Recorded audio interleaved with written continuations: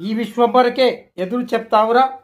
వందల వందల భూములు నీ పేరుపై అవినీతిగా రిజిస్ట్రేషన్ చేయించుకున్నావు. ఈ విశ్వంబరకే ఎదురు చెప్తావా? నువ్వు 100 సంవత్సరాలు కూడా బతకలేని వెధవావి. పేదల రక్తాన్ని దోచేసి వందల కోట్లు సంపాదించావు.